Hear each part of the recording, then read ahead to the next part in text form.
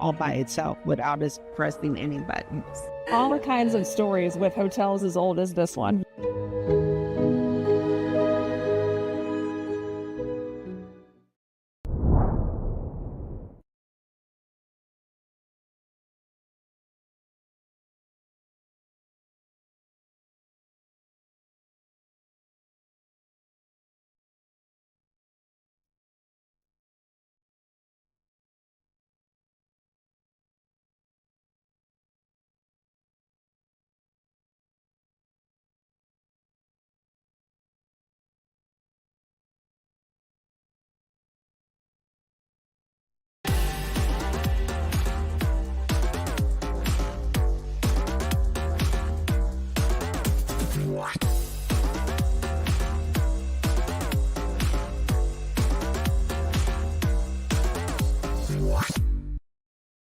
Live from KSAT 12, the 6 o'clock news starts right now. The flood-ravaged Hill Country recovering and rebuilding, something that will take years.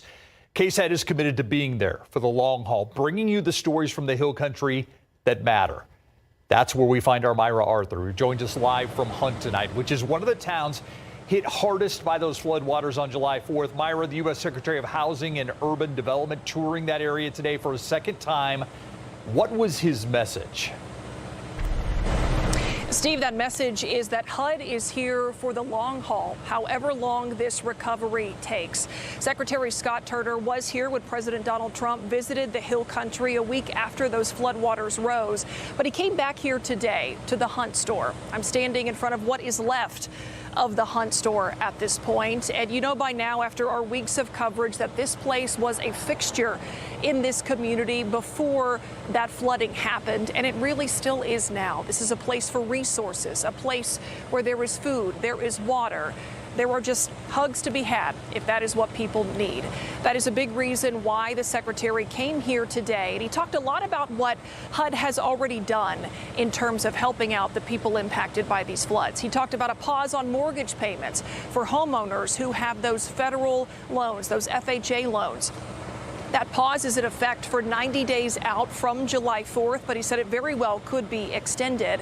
And he also said that that pause impacts or applies to some 900 homeowners in this very area. Secretary Turner also just spent the day talking to people here about what they need going forward. And some of that, he told me, is prayer. Scott Turner is not only a former Texas state lawmaker, now leading HUD at the federal level, but he is also a Baptist preacher.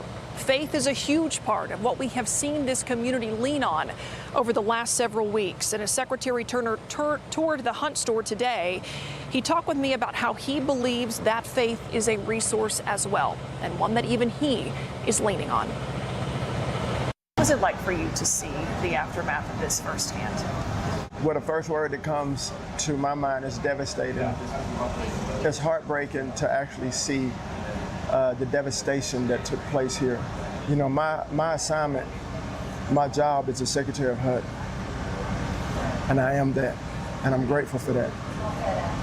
But what I also am every day of my life is a pastor and a minister of the gospel of Jesus Christ. And so I wanted to come down here, yes, as a secretary, but even more so as Scott, as Pastor Scott.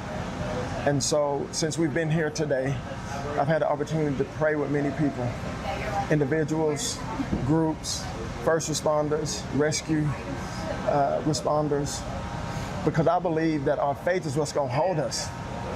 And our faith in Christ is also the glue that brings us together.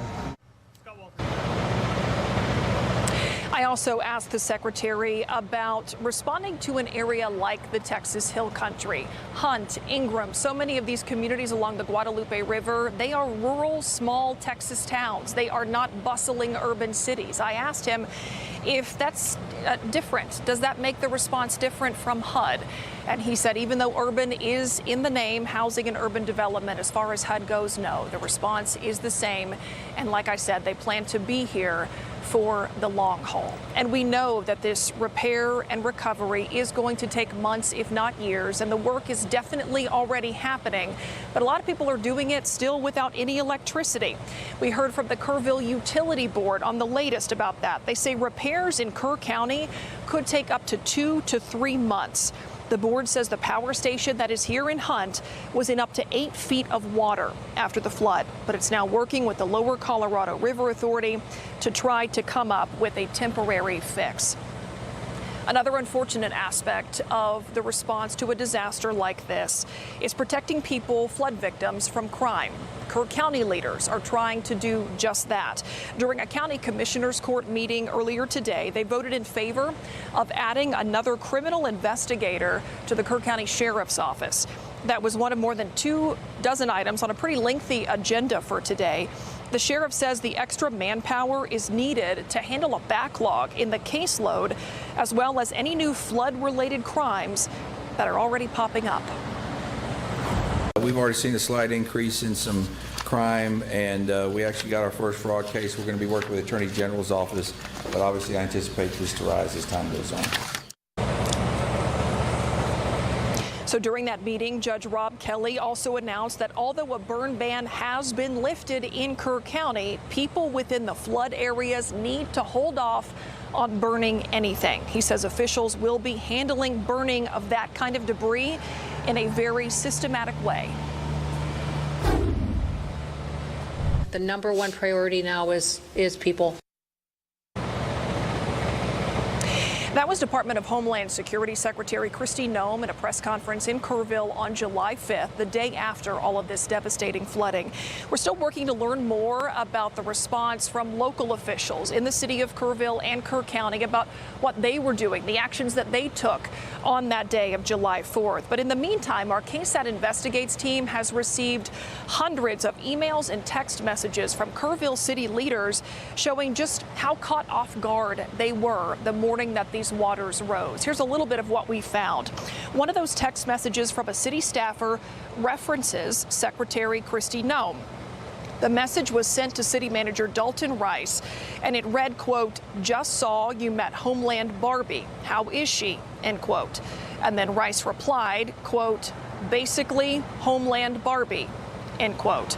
And that's a phrase that's been used to mockingly refer to Noem since she was confirmed as DHS Secretary earlier this year. You can see a lot more of what was in those emails and text messages on our website right now at KSAT.com. So many people here, all these weeks later, are still dealing with so much loss and grief and heartbreak and just trying to find a path forward.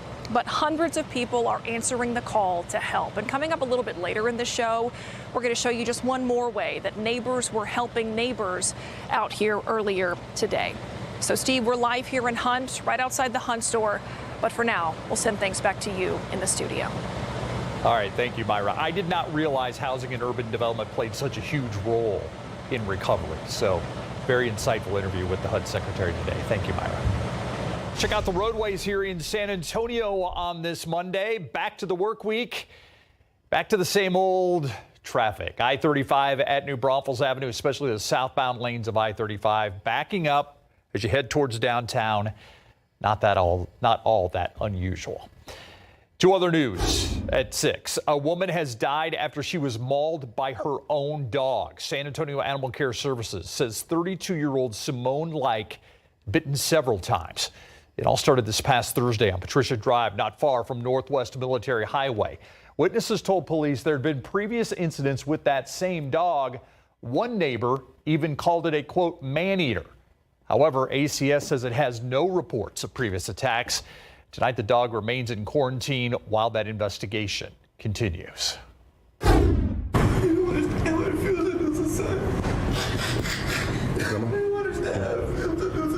never get my son back.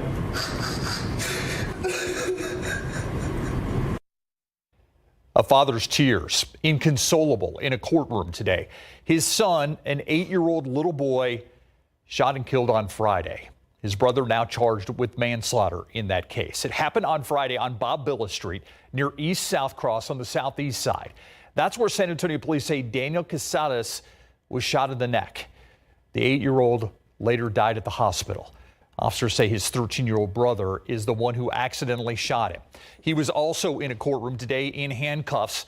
Judge William Cruz Shaw addressing him directly. You shouldn't have had your hand on that gun in the first place. That gun should have been locked up. And this is what happens when they're not. Judge Shaw ruled the teen will remain in custody. His next hearing is set for August 11th. It is not clear if other charges will be filed in this case. Police previously said that there were no parents at that house when that shooting happened.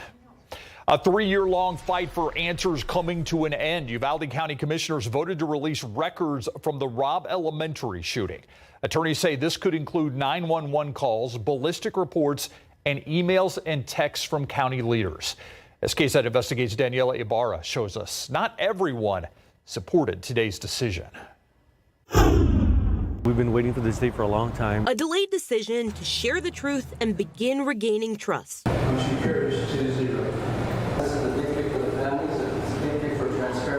Uvalde County commissioners voted to stop fighting the release of records from the Robb Elementary shooting. An appeals court sided with KSAT 12 and other news outlets this month after a years-long courtroom battle to get answers. At the end of the day, who lost the most? The parents did. The survivors did. Jesse Rizzo's niece, Jackie, is one of the 21 killed in the massacre. He's also a Uvalde CISD board member who voted last week to release the district's records. How challenging is it to make a decision that can have a big impact like this one? It's a very, big decision, but you got to look at the big picture. And you got to think, what does it do for the families? What does it do for the community? Many of those who lost loved ones on May 24th, 2022 believe those records could have answers about what happened that day. Are you ready to see what could be in these records?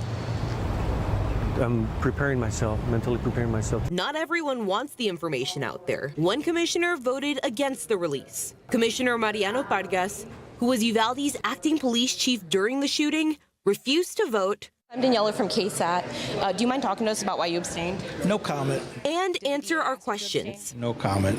Do you have any opinion on the vote that happened? No comment. Thank you. Because I know a lot of families want to hear from you. No comment. Thank you. For the families who are still grieving, Rizzo says he's hopeful the county and the school's decisions will give them clarity. Uvalde County and Uvalde CISD have not said when they'll release their records. Hopefully this restores something in them. For KSAT Investigates, I'm Daniela Ibarra. We're getting a brand new look at a nasty, fiery motorcycle accident that left one man dead. A KSAT viewer took this video last night about 8 o'clock. You can see the fire and the chaos everywhere, people trying to get to people. This is on Southwest Military and Logwood Avenue. That's where San Antonio police say the motorcyclist smashed into a pickup truck in the middle of the intersection. That motorcycle quickly caught fire after the crash. The motorcyclist died at the scene. At least 2 other drivers were looked at for minor injuries. You're still ahead on the news at 6. The road to recovery, a long one, but people in the Hill Country continue to show up when they're needed the most. We're taking you back to Kerrville after the break. And we'll likely have our 5th triple-digit day here in the next couple of days in San Antonio, but the heat doesn't stick around for too long. Rain chances back in the forecast soon. Details after the break.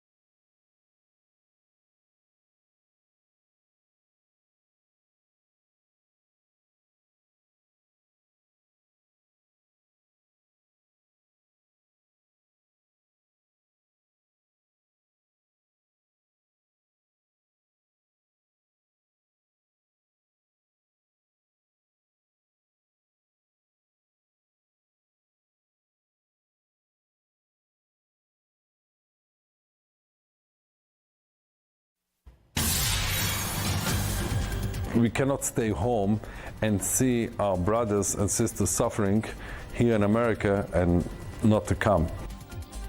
Tonight, meet a group that traveled all the way from Israel to help Hill Country flood victims. Stephanie Jimenez tells us why they did it and shows us the new technology the group used to bring families closure.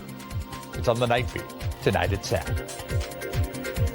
Speaking of the Hill Country, a monthly mega food pantry in Kerrville today seeing almost double the amount of people it's used to seeing just this morning.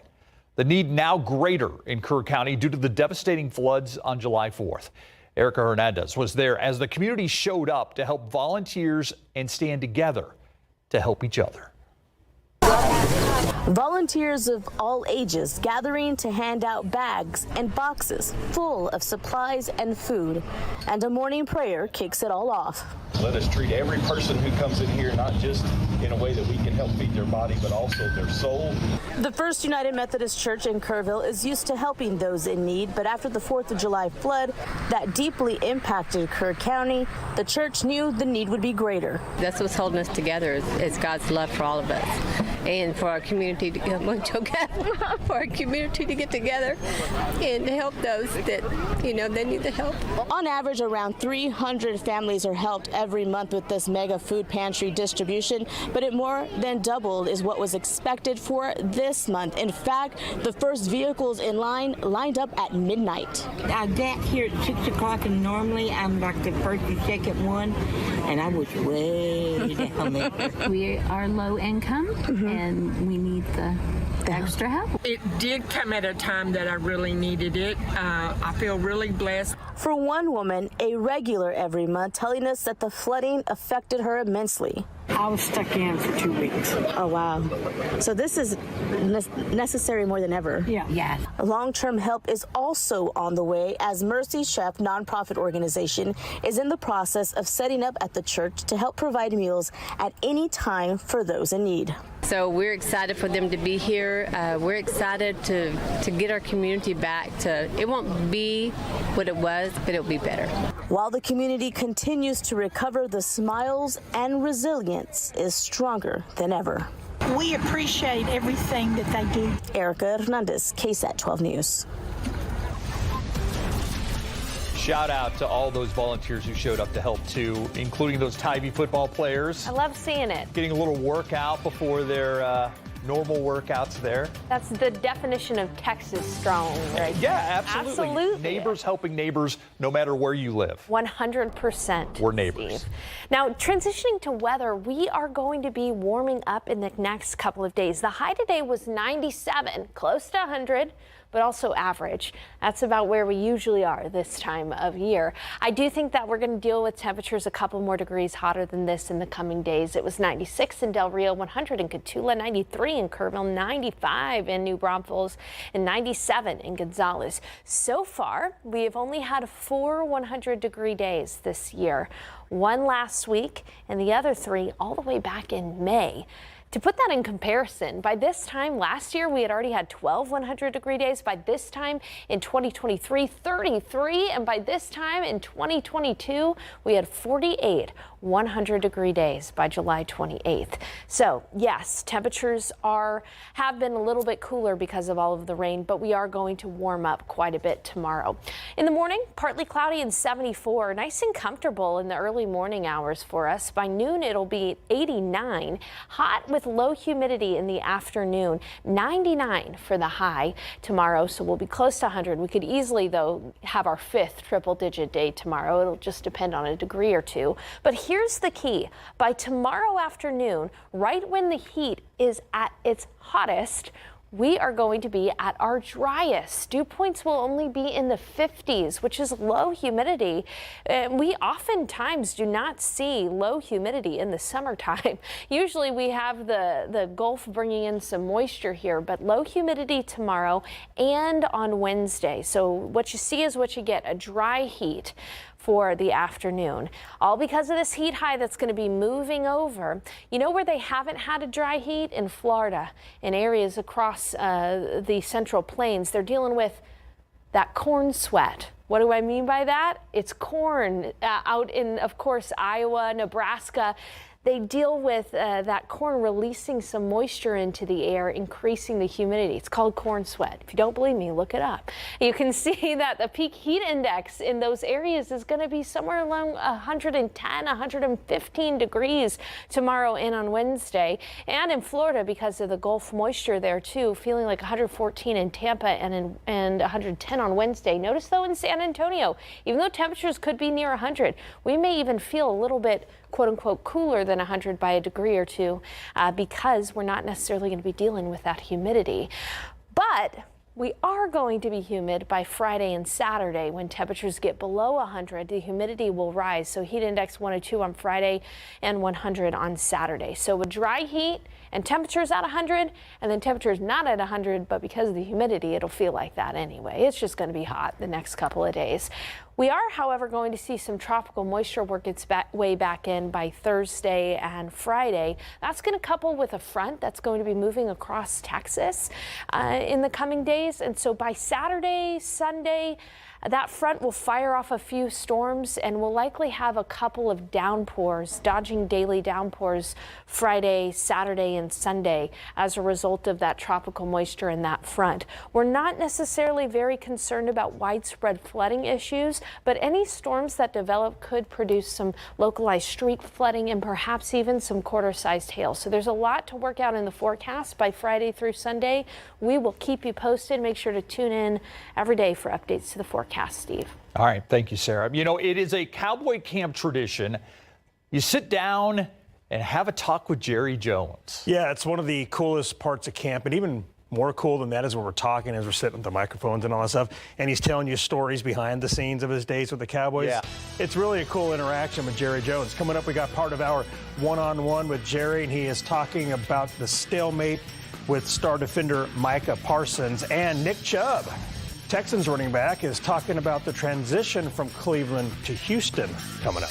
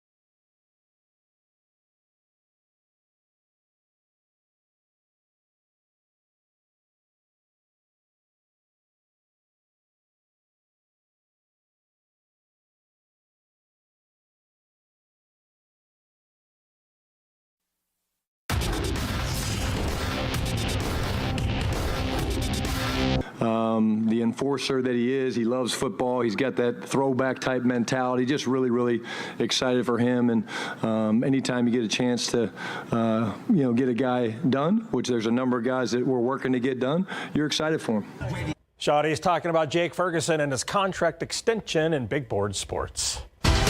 Camping with KSAT, powered by Thomas J. Henry. The Dallas Cowboys and star defender Micah Parsons are at a stalemate when it comes to his contract extension. Parsons is in the final year of his rookie deal, and he wants to be paid with a long-term contract. Instead, he wants to be with the Dallas Cowboys. Yesterday, we sat down with Jerry Jones and asked him where they stand with the Lions' contract extension.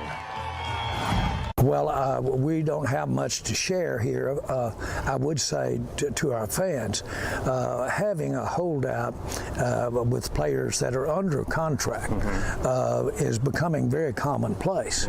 And it's a question of this is a good time. If it's good for the team, it's a good time for him to have a new contract. The facts are that when his contract runs out, he will get a new contract then. So the question is, do you do it early or not? Sure. We're looking at what that means to the future of the team and he's looking at what it means to him. And when those two things narrow down and you can get them in there pretty good, then you usually have a deal. But this is not uncommon going on practically every team in the NFL. And you can watch more of our Sit Down with Jerry Jones streaming tonight at 7 on KSAT Sports Now. He's talking about Terrence Steele, Shawty's energy, and more. Yesterday, the boys signed tight end Jake Ferguson to a 4-year, $52 million contract extension, and Jerry said it was important to lock him up and keep him on the roster, and Jake feels the same way. I wouldn't want to be anywhere else. Like I said, the Jones family, through the whole family, getting to know them through my 4 years here, 3.5 years here. It's been awesome. And then the people here, the people in Dallas. I love Dallas. I love Cowboys Nation. People say, oh, there's other spots you could go. And I remember sitting down, I was like, I don't want to be anywhere else. And, playing here is awesome. And like I said from the start, it's a privilege to wear this star. Out in Houston, the Texans went through another day of drills, giving them another chance to watch running back Nick Chubb. The Texans are hoping they get the Nick Chubb of old from his first 5 seasons in Cleveland when he was healthy and he was a beast, before he was slowed down the past 2 seasons with a serious knee injury and a broken foot. Today, he was asked about the transition to a new city. It is a process. I was where I was for about 7 years, so I got very comfortable and used to things there, how things are done there. So the part of small things is like learning how they do this, how they do that, how much time you have before practice. And this are small things that I got to get used to. Other than that, the guys have embraced me. I know a bunch of guys on the team. I knew some of the coaches too, so it's been fun. And what stands out about the city and just the organization? Well, for one, it's hot and it's humid. That's the biggest difference between here and Cleveland. But other than that, the city's nice. It's cool, nice, a lot of traffic, I guess. But other than that, I'm enjoying it here. Hot and humid. Yeah. There you go. Sums it up right there. Exactly. Yeah. Thanks, Larry. Still ahead on the news at 6, he's a beloved football star, and he's opening up about his battle with cancer. We're going to hear from an emotional Deion Sanders coming up. Plus, have you ever wondered what happens to the trash that finds itself in the San Antonio River? We're going to take a look at what's being done to filter the litter after the break.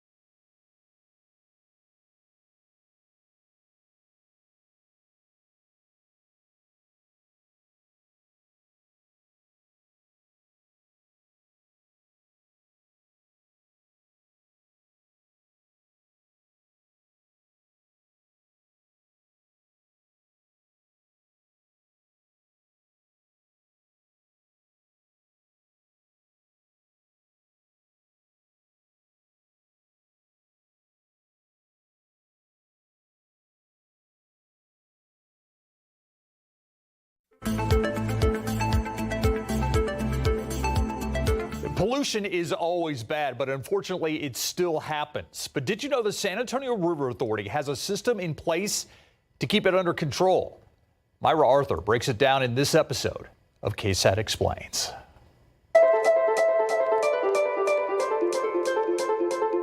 Y'all, it is a beautiful Saturday morning, and I am not your mama, so I'm not trying to be here scolding people.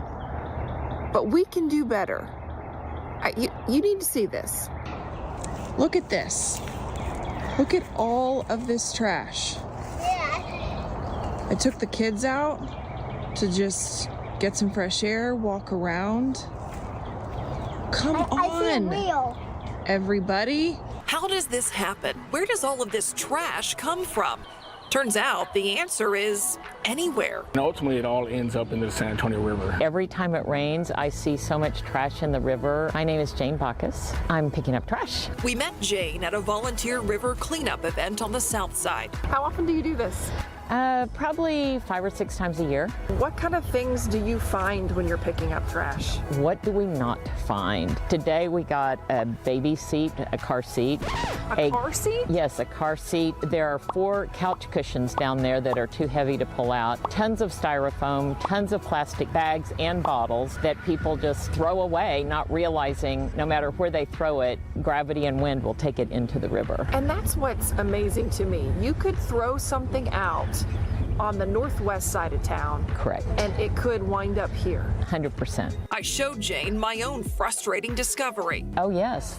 After a heavy rain, that's exactly what it looks like. That's insane. It is.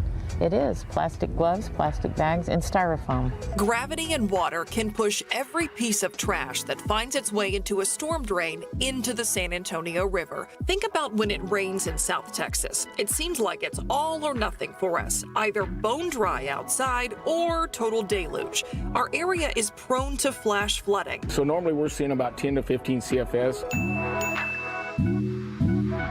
in the San Antonio River on any normal given day, and we'll see that rise very rapidly up to 2,000 plus CFS, cubic feet per second, in flow. The biggest mess often happens when it's been a while since it rained. Maybe we haven't had rain in a month. That first 1 inch of rain is kind of what we refer to as the first flush, and that's where you'll see a lot of those trash and floatables start to migrate, but then also that thatch. And they'll... Things like brush. Yeah, brush, limbs, debris, grass clippings. Those things will load our trash systems initially up, and then a lot of the floatables then are coming behind that, just overtake it and continue downstream. San Antonio does have a system for catching trash along the water. This is a giant trash rake. It's located on the San Antonio River just north of downtown by the Pearl. It catches trash to keep it from flowing downstream to the Riverwalk. There's sensors throughout the system. There's one sensor down there, downstream.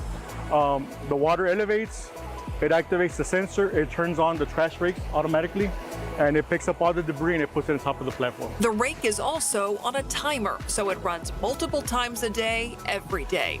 Side note, did you know this is also where a giant tunnel begins?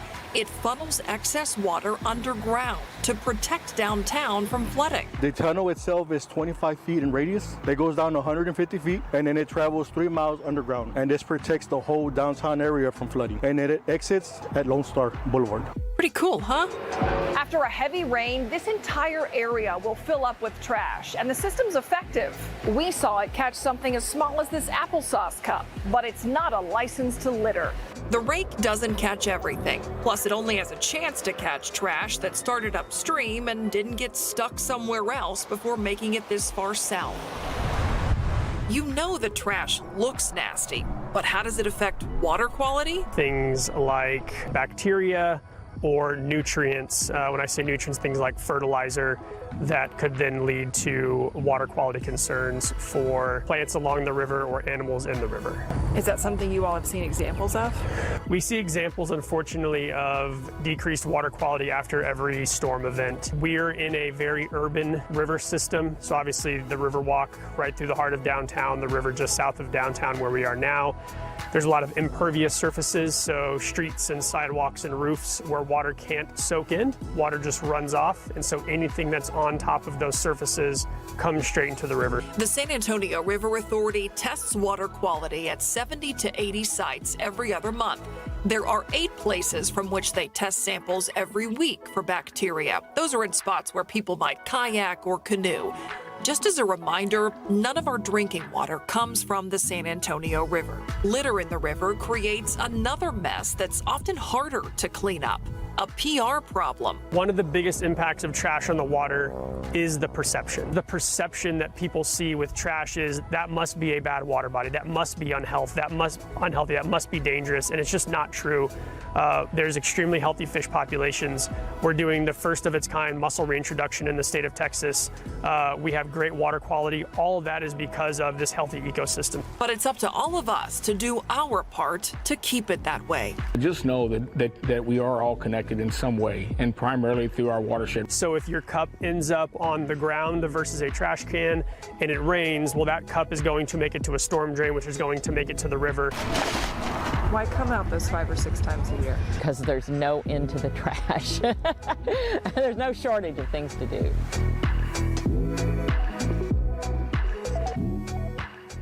Find a trash can. And don't forget, we have more episodes of KSAT Explains just like this one. You can watch them all right now for free over on the KSAT YouTube page. After the break, football star Deion Sanders talks about his fight with cancer, a fight he says he's won. It's coming up next.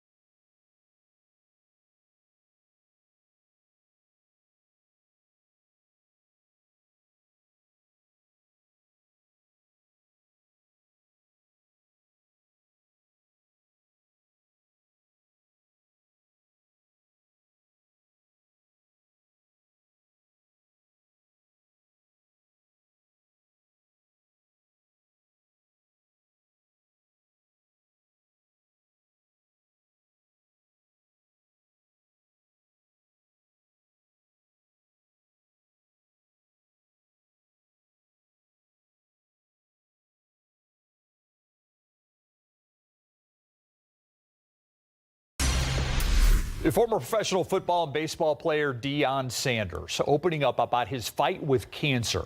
The current head football coach at the University of Colorado sharing today how he made a will in case he didn't survive the battle.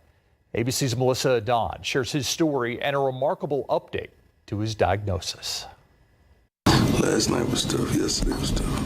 NFL legend Deion Sanders sharing this cryptic social media video timestamped May 9th, where he shares that he made a will during his ongoing health battle. To think that you may not be here. Sanders announcing his battle with bladder cancer during Monday's fall camp press conference. The Colorado head coach sharing the emotional news alongside his doctor, who said he's now cured. You have no idea how good God has been for me to be here. It's unclear exactly when Sanders was diagnosed with cancer, but the football giant said the illness was detected during a yearly scan for other health issues. Sanders opted to remove his bladder and create a new bladder. I'm still dealing with going to the bathroom.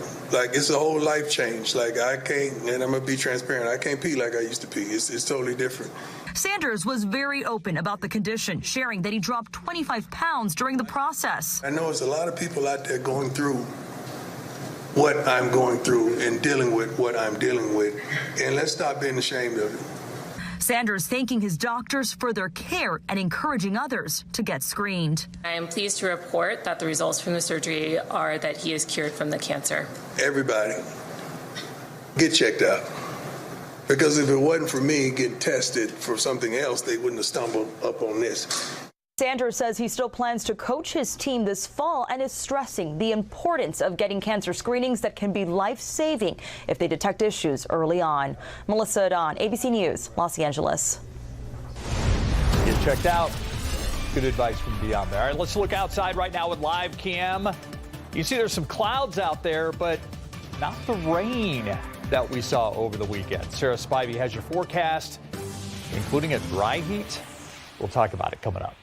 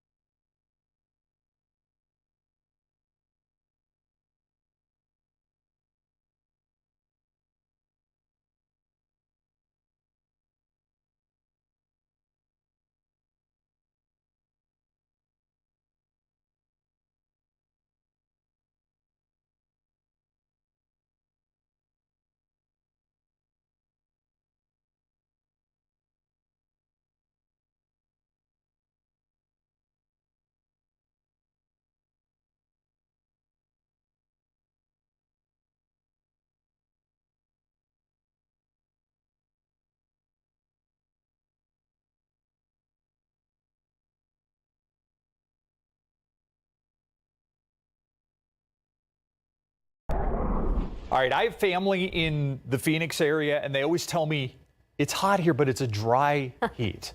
And I was like, yeah, but it's still hot. Yeah, it is. But we are going to have that dry heat, Steve. I'll take a dry heat over the humidity. That is true. That is, absolutely. And there are other parts of the nation that are very humid. We'll talk about that here in just a bit. Near 100 degrees, though, tomorrow and Wednesday. And like Steve just said, at least it'll be a dry heat. Low humidity for us, which is relatively rare in the summer months for us. But rain chances and the humidity do return Friday and through the weekend. So let's go ahead and take a look at the clouds today. I showed you this earlier at 5, but I want to show it again. Notice that clouds kind of look like they're in a semicircle right here. That's because they're around a high pressure system, and in high pressure system moves clockwise. Air moves clockwise. That's that heat high that is causing a good portion of the nation to be much hotter than San Antonio. Right now here in San Antonio, our heat index is 99, which again is hot, but it's nothing compared to what they're dealing with in parts of Nebraska and Iowa, where the heat index is 108, Tampa 108. I've even seen some early preliminary reports that in some parts of Florida, they saw a heat index above 120 degrees today. So it could be a lot worse. That heat high is going to move over Texas in the coming days, but the humidity is going to stay low. So our temperatures will rise. Tomorrow, I'm forecasting 99. I'm forecasting 100 on Wednesday. That would be our 5th triple-digit day of the year. That's it, only 5 so far, but it's coupled with lower humidity. Tomorrow, Wednesday, Thursday, dew points will be in the 50s, which is nice for this time of year. To compare that to what is usual, we usually see dew points in the 70s. So we are going to be much drier the next couple of days, but by Friday through the weekend, that humidity is going to be back in a big way. Looking at your forecast tomorrow, waking up at 74 degrees. That's cooler than usual too. Not too bad. Mostly sunny throughout the day tomorrow, 89 around the lunch hour. It might even be pleasant enough for you to enjoy your lunch outdoors in the shade tomorrow with that low humidity, even though it is going to be warm. And then in the afternoon, 99 for the high with that low humidity and winds from the south at about 10 miles per hour. So we even got a breeze with the low humidity. It'll be 98 in New Braunfels, 98 in Sabinal, 99 in Uvalde, 95 in Kerrville, 99 in Pleasanton, and 98 in the Nixon-Smiley area. Then our attention turns to our next rain chance. By Wednesday night, we're going to have a low pressure system, a weak low pressure system moving into Mexico. This is still, however, going to be bringing in tropical moisture from the Gulf. So we're going to see the moisture return by Thursday night. At the same time, a cool front will set up across Texas in the northern part of Texas, not making it here to San Antonio, but it will fire off a couple of downpours in North Texas that can move into San Antonio by Saturday and Sunday. So we'll call it about a 30% chance for daily downpours Friday, Saturday, and Sunday. And the atmosphere may be unstable enough to produce some up to quarter-sized hail with stronger storms. That's one thing I've got my eye on. As far as river flooding goes, that is not likely, but there could be some street flooding with heavier downpours. So we will keep you posted as we get closer to Friday, Saturday, and Sunday. Usually we can have a better idea of threats and things like that when we're a day or two out. So we'll keep you posted, Steve. All right, sounds good. Thank you, Sarah. Here's a look at what's coming up tonight on ABC's primetime lineup from 7 to 9. Bachelor in Paradise, followed by Match Game. Martin Short hosting Match Game. And then the Night Beat at 7. Hope to see you back.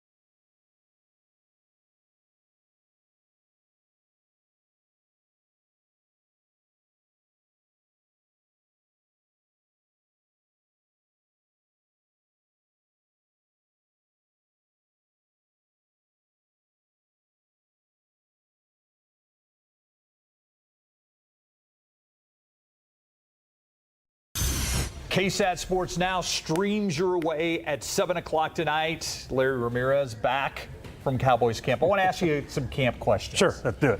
What was different this year than years past? Shoddy's energy first and foremost. It's amazing to watch in person. What is the couple things you look forward to most when you go to Cowboys camp? The beach at Ventura, the pier out there, the fish restaurant, I believe it's called Eric Erickson's. Yeah. And then the craft brewery above it called Made West. Good stuff. You are a beer connoisseur, so that does not surprise me at all. And I was going to say, you got your Zen moments in there too. Yeah, I enjoyed morning walks along the beach there because our Ventura Beach Hotel Marriott was right there. So you just walk down to the pier, come back. It's about half an hour, 40-minute walk. It's nice. Yeah. And you're how far from LA when you're in Oxnard? About an hour without traffic. With traffic, who knows? Yeah, it can take you forever. Exactly. All right, so you got to sit down with Jerry Jones. That's what you're going to talk about tonight. Yeah, so he's talking Micah Parsons and his contract extension, the stalemate, talking about Jake Ferguson, who got one. He's also talking about Terrence Steele from Steele High School, starting right tackle, and what he means to the Dallas Cowboys. Yeah. That and much more. Absolutely. Houston Texans. Coming your way. You got it. Texans, much more coming your way at 7 o'clock. Doesn't Larry look so much more relaxed? I feel more relaxed. It could be the pocket square, maybe. Yeah, maybe it's the tan. Yeah, could be. We'll be right back.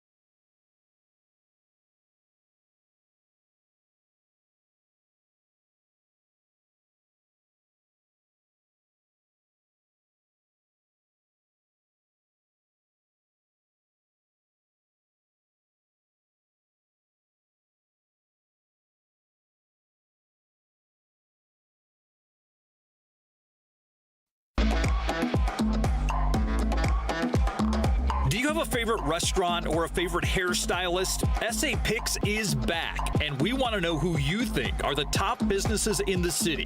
There are more than 90 categories to vote on. Just scan the QR code on your screen. You can vote for each category once a day, and you have until August 1st to vote. The finalists will be announced on August 19th. And then there'll be another round of voting from August 20th through September 12th to determine the big winners. We'll announce the winners in late September, so cast your vote now for your favorite business to be recognized as the best in San Antonio. There are a couple of light sprinkles out there, but your rain chance this evening is only 10%. Otherwise, temperatures will fall to 80 degrees by midnight. You'll wake up tomorrow 74, 99, and 100 degrees in the next couple of days, but it's a dry heat, as Steve was saying earlier. We'll have some rain in the forecast and humidity back Friday through Sunday. Highs only in the mid-90s then. A couple days a year we get to say dry heat, right? Yeah, we can. Sarah and I'll be back on the Night Beat at 10. Hope to see you then.